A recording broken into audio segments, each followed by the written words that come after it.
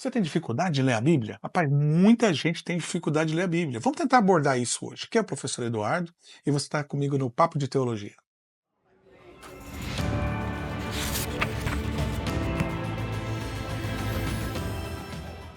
Fica a chamada para que você se inscreva no canal, toque o sininho, dá um like aí, porque isso vai fazer diferença aí para que possa alcançar outras pessoas também. Mas vamos lá então, que dica é essa, professor? Como que a gente lê a Bíblia e entende? Gente, olha, o que acontece? Por que tem tanta dificuldade de ler a Bíblia? Eu acho que tem dois motivos principais. Um dos motivos, é claro, esse distanciamento histórico-cultural é gigantesco. Então vai dar alguma diferença? Vai. Você vai ler e ele vai ter dificuldade. Isso aí, sem dúvida. Mas não quer dizer que você não tenha como criar uma aproximação. E qual que é a dificuldade além do cultural e histórico? É a ordem dos livros. A ordem dos livros bíblicos, do jeito que ela se apresenta hoje na Bíblia, ela está fora de ordem histórica e cronológica. E até cultural contextual, o que torna extremamente difícil. Você sai de um livro que fala uma coisa para outro que fala totalmente diferente. Às vezes livros que apresentam ideias opostas. E aí a pessoa trava mesmo, vai ter dificuldade mesmo de entender. O certo é que antes de você começar a ler, procure um roteiro. Existem alguns roteiros de leitura, mas aqueles roteiros de leitura que a gente aprende aí na igreja, né? Como ler a Bíblia em 1 ano, como ler a Bíblia em 2 anos, também estão totalmente fora, porque eles são roteiros preocupados em ler o livro todo e não no entendimento. A ideia que eu vou tentar passar hoje é dar um roteiro para o entendimento. Então a primeira coisa tem a ver com isso, com espaçamento histórico-cultural e com a dificuldade de apresentação do conteúdo. O segundo problema que eu pretendo dar uma dica também, que eu acho que é um dificultador, é a questão do sagrado. Que muitas vezes a pessoa vai ler o texto bíblico e ela está tão assim preocupada com o sagrado, ela esquece de que é um texto e que segue regras textuais. Muito embora tenha a dimensão sagrada, a espiritualidade ela é comunicada. E a comunicação segue regras textuais. Então, para mim, ler um texto e interpretar, acima de tudo, regra textual. Em segundo lugar, sempre parar para pensar nessa questão aí do sagrado. E como é que fica a dica? A primeira dica é a ordem dos textos que você vai ler. Não vou passar todo hoje, que são 66 livros, não vou nisso. Eu vou dar uma primeira dica, depois eu vou vir aqui e vocês vão assistir outro vídeo nosso, onde eu vou estar dando uma segunda dica aí, mostrando como é que é a leitura. Então, para você entender a Bíblia, por onde você começa? Não começa por Gênesis. Como assim, professor? Gênesis não é o começo? Se você começou por Gênesis, você já vai ter dificuldade de entender. Gênesis, primeiro, não é o nome do livro. É o nome do livro Bereshit, né, que é o nome do hebraico, que significa no princípio. Mas Gênesis no princípio não é a mesma coisa? Bem, não é. E o problema é o seguinte, quando vão se formar um livro único, a Bíblia, que antigamente eram vários papiros separados, quando ela é reunida, ali perto da época de Alexandre o Grande ali, né, durante a dominação grega, vai surgir um livro único que é a Septuaginta. E quando ela vai ser reunida, vai seguir uma ordem grega. O que era a ordem? Eles colocaram a lei primeiro, que é a ordem judaica, né? A lei primeiro, depois da lei vão colocar ali os profetas, a lei, profetas menores, profetas maiores, sabedoria. Essa é a tradição judaica. Então ela vai ficar mais ou menos nessa ordem. Só que no Pentateuco, na lei, por exemplo, trouxeram o Gênesis no começo, porque o nome indicava começo. E na nossa Bíblia, que tem o Apocalipse, na Bíblia judaica não, mas na nossa que tem o Apocalipse, colocaram o Apocalipse no final, porque o Apocalipse tem a ideia de fim.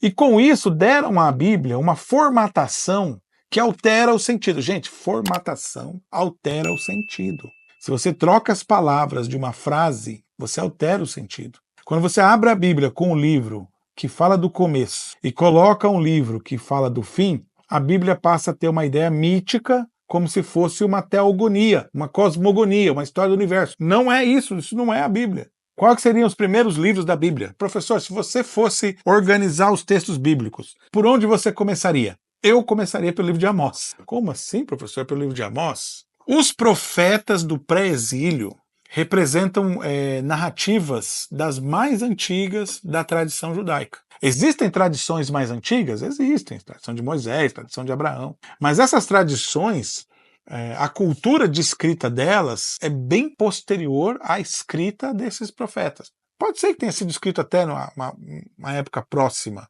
mas o conteúdo que se refere à escrita ele acaba tendo elementos que têm uma significação maior posterior aos profetas. Quando você começa de Amós, você teria qual proposta? Então seria assim, eu faço geralmente em duplas para ajudar. Amós e Oséias, que são pré-exílicos do Reino do Norte, Isaías e Miqueias, que já são do sul. Depois você teria Sofonias e Jeremias, esses 6 primeiros. Depois desses 6 você teria Abacuque, Obadias e Naum para poder fechar esse período. Esse período de profetas que eu falei, ele é de 750 a.C. até 600 a.C. Seria esse período.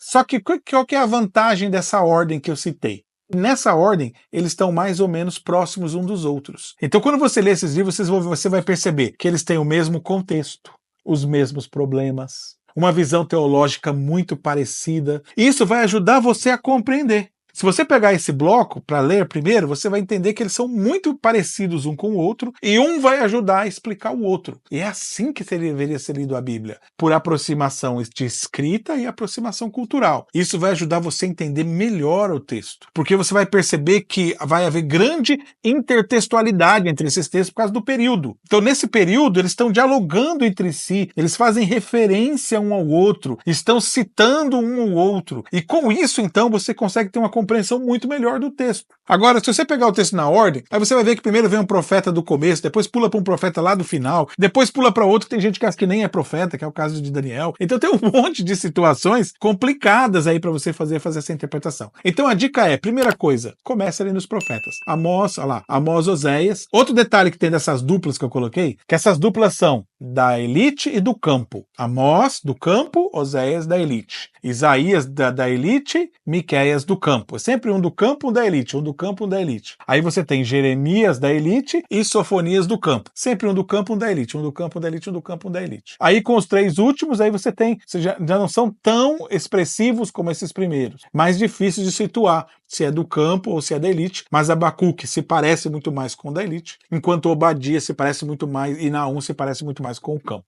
Mas assim, você teria aí uma opção inicial de leitura bíblica para entender. Então, o primeiro roteiro é esse. Depois, aí no próximo quadro, eu vou abrir outro roteiro para vocês, que seria um segundo roteiro de leitura, que seria o roteiro que nós chamamos de escritor deuteronomista.